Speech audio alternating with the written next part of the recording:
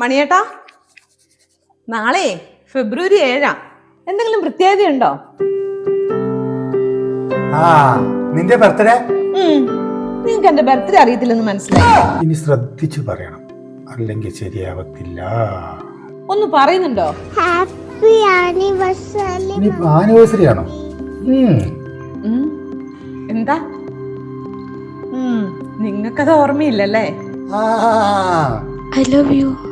നിന്നെ ഞാൻ ആദ്യമായിട്ട് ഇഷ്ടാന്ന് പറഞ്ഞ ദിവസമല്ലേ? കുന്ത, നാളെ EMI അടയ്ക്കേണ്ട ദിവസം. ബാങ്കിൽ പൈസ ഇട്ടായിരുന്നോ? കൊറോണ വാക്സിൻ എടുത്തതിന് ശേഷം ഒന്നും അങ്ങ് ഓർമ്മ കിട്ടുന്നില്ലടി. നിങ്ങളുടെ ബർത്ത്ഡേ എന്നാ? ഏപ്രിൽ 2. എന്റെയോ ഒക്ടോബർ 1. അമ്മേ, ഇനി എന്തൊക്കെ കാണണം.